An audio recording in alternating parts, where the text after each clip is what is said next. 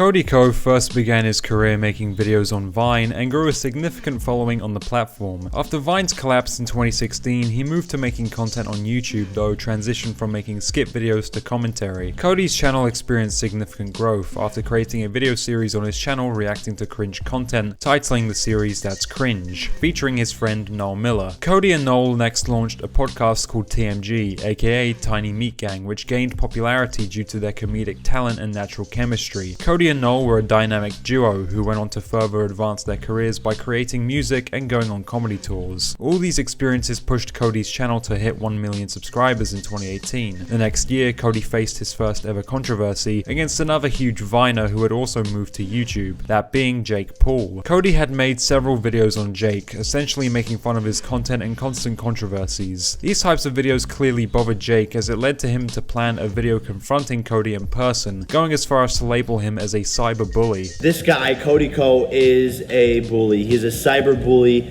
and I f***ing hate cyber bullies. Like, I hate it. Cody was going to feature getting a haircut in a video on another creator's channel, Jeff Wittek. Jake's plan was, whilst Cody and Jeff were recording, for him to invade the set and confront Cody. Jake did exactly that, documenting the entire painfully awkward encounter. You're cyber bullies kids, bro. Kids? You're cyber bullies kids, bro. I don't like that. Which kids? I don't like cyber bullies, and you're a cyber bully. I'm sorry, man. Hey, man. You said sorry, that's good. Yeah, I'm sorry for bullying you. Jake then signed off the video telling his fans to send hate to Cody's channel, which alternatively backfired as the commentary community supported Cody, arguing that his videos were made not to bully people but were rather satirical and entertaining, leading Cody to receive a large amount of support whilst Jake faced backlash. Cody and Noel continued growing each other's channels and TMG for the next several years, until 2024 when a certain exposed video was dropped against Cody. Tana Mongeau is a YouTuber mostly known in the community for her controversies, such as her beef with iDubbbz and her disaster event TanaCon. In 2024, Tana was hosting a live show where she was asked who was the smallest dick she had sex with. Oh my god, no one look at me, Cody Ko.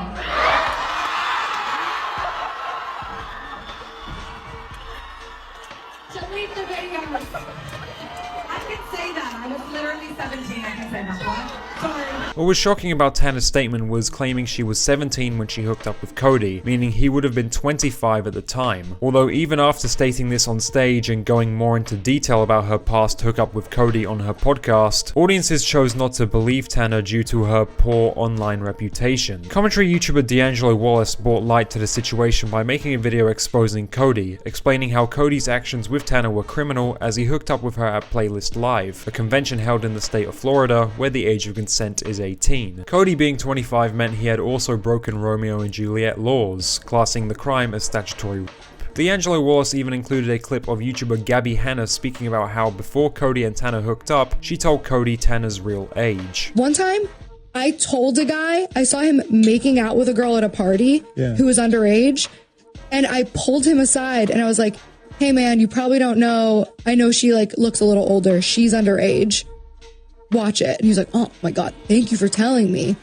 And then he turned that. This clip gave Tana's story even more credibility and made Cody look worse as he knew Tana's age before hooking up. Once this was all exposed, instead of choosing to respond, Cody instead left the internet for several months. TMG then stated on their website that they had parted ways with Cody, with the podcast now being solely hosted by Noel. And understandably, a lot of you want to know what I have to say about everything that's happened, and the reality there is that I'm not in a position to speak about the situation.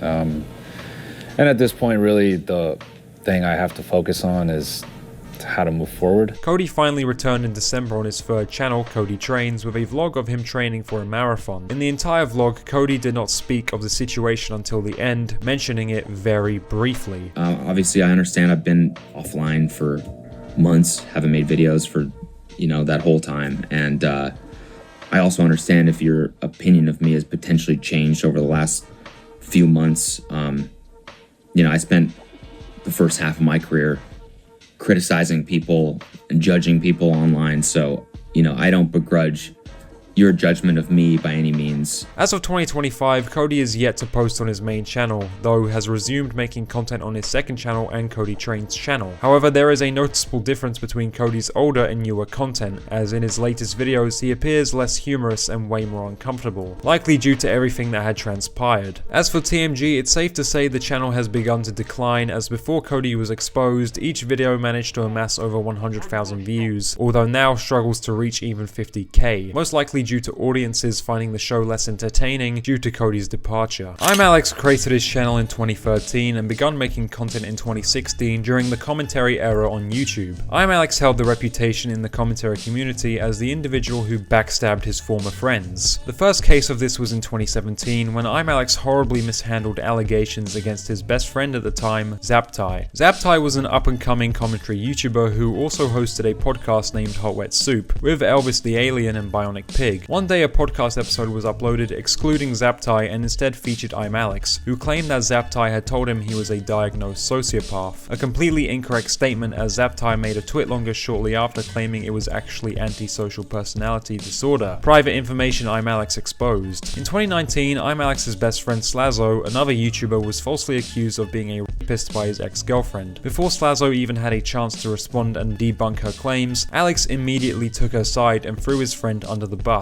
However, even after making all these horrible decisions, he still managed to maintain a large and loyal fan base, though things would completely change in the next coming years. In 2024, ImAllexx's ex-girlfriend Alice released a Google document detailing mental and physical abuse she experienced in her relationship with Alex, linking in multiple screenshots and recordings. Alice revealed that behind the scenes, ImAllexx was highly condescending and arrogant, consistently devaluing her throughout their relationship. Like most of my friends struggle to actually understand what I'm saying.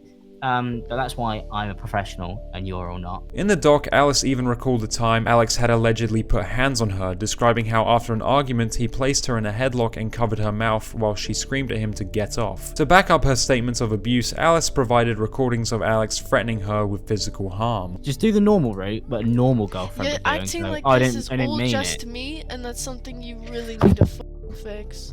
I'm gonna bash your head against the wall with a brick if you don't shut the fuck up. Because this one, genuinely, this one, you fucked this, royally fucked this. The document primarily exposed ImAllexx's social justice woke persona as completely fake. For instance, in a past Instagram livestream, ImAllexx expressed regret over making a specific video where he uses the N-word. A lot of people know the video in question. I deleted that video because I don't stand by that video, and that video was stupid. And there's no excuses for that video that I made. Yet, in the recordings provided by Alice, he is heard using the word again. You don't feel like you don't clean up after yourself. Neither do you. After ImAllexx's true persona was exposed, he disappeared from the internet for 9 months, returning on March 20th of this year with his response. For nearly 2 hours, Alex explained how he was also abused by Alice in the relationship, providing screenshots of her admitting to physically and verbally abusing him. He basically conveyed that the abuse wasn't one-sided, rather the entire relationship was toxic. Yet this was a known fact, as Alice admitted her guilt in the document beforehand. Alex spent a lot of time in the video attempting to debunk Alice's claims but failed to do so. In one of many examples in Alice's document, she states that on holiday with Alex, she opened up to him about her assault and trauma, to which Alex allegedly stated he did not want to listen, describing it as weird shit. In Alex's response, he claimed this did not happen. This is not what happened at all.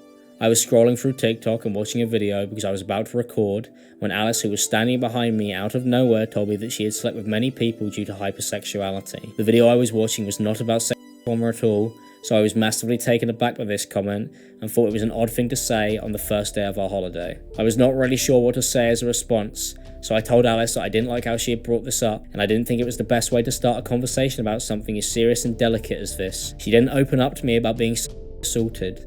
I was not even aware of the conversation and what it was about, as Alice had only made a passing comment about hypersexuality and her previous partners. The problem with this is, in essence, it is a he said she said situation, meaning we don't know for sure who's telling the truth. Interestingly, Alex never spoke about or gave context to the clips of him shouting and threatening Alice, instead apologized briefly for his actions toward her. I would get upset after I was pushed, slapped or punched. I was horrible to Alice on many occasions, and I deeply regret this behaviour, and nothing will justify that. His entire response came across as an attempt to manipulate the situation by portraying Alice as the abuser, even though both of them were in the wrong. Alex's video should have instead been an apology video rather than one where he plays victim by placing all the blame on Alice. Alex also claimed in the video that Alice had lied when she stated she had contacted the police about his abuse. Alice then responded on Twitter claiming she did contact authorities by tweeting a screenshot of an apparent police report she made. ImAllex's attempt to clear his name failed as audiences did not change their minds about him. In fact, it's difficult to predict whether ImAllexx can truly make a comeback, and it's mainly due to the fanbase he's pandered toward for years. That consisting of the social justice warrior cancel culture crowd, the same type of audience that will never forgive him once his true persona was revealed. Like Cody Ko, David Dobrik also began his career on Vine in 2013. After Vine shut down, he transitioned to YouTube in 2015, creating short vlog content with his group of friends known as the Vlog Squad. By 2025, David's channel holds 17 million subscribers, highlighting his widespread appeal and prominence as a YouTuber. However, his career took a dramatic turn when allegations emerged that ultimately jeopardized his reputation. In 2018, David Dobrik uploaded a now deleted vlog where the Vlog Squad invited college girls to their house for group sex, a joking premise. While this video seemed like an ordinary light-hearted vlog, a disturbing event unfolded behind the scenes. In 2021, it was reported that one of the girls was allegedly raped by a Vlog Squad member, Dom, David's childhood friend. The victim reported that she was given alcohol by the Vlog Squad despite being under the legal drinking age of 21, becoming drunk to the point of unconsciousness, and was sadly taken advantage of when she was too intoxicated to consent. This was the most backlash David had ever received in his career, which went as far as to him losing sponsorships and YouTube monetization. David was forced to respond, although uploaded his response to his less subscribed podcast channel, disabling likes and comments to avoid any more criticism, as well as took no accountability for his involvement in organizing the entire event. David's response worsened the backlash even more, prompting him to directly address the allegations on his main channel, where he properly apologized for the situation. I am sorry that I took Dom's word for what happened in those certain situations, and I didn't believe you. And not only did I not believe you, but I made a joke of what kind of a person Dom was, because I couldn't wrap my head around a childhood friend of mine doing this to people and actually hurting people, and I'm sorry for that. Although the video was received mostly positively by audiences, things would continue to get a lot worse for David, as associates of David began coming out detailing how they had been unfairly treated in the vlogs. One ex-Vlog Squad member, Seth Francois, spoke about an incident in David's vlog where he was blindfolded, thinking he was going to kiss a girl he was attracted to, unaware he was being pranked into kissing a man. And what people don't understand, in that moment, I never gave him my consent. Out of all the Vlog Squad members, the one who had suffered the worst was Jeff Wittek. In 2020, Jeff suffered an injury so extreme that it almost cost him his life. In one of David's vlogs, Jeff was tied to the arm of an excavator where David recklessly spun him around, resulting in Jeff crashing his head into the machine. He was rushed to hospital shortly afterwards. Jeff then created a documentary series on his channel titled Don't Try This at Home, detailing how much he had suffered from the excavator video, that being 9 fractures in his skull, a broken foot and hip, and torn ligaments in his knee. Over the span of several years, Jeff underwent multiple surgeries on his left eye. What was most shocking about this situation was the fact that David did not pay for any of Jeff's hospital bills, despite apparently agreeing to previously. And our agreement was just cover the hospital bills. I don't care about anything else. I'm not coming after him for money I lost from not being able to work or anything like that.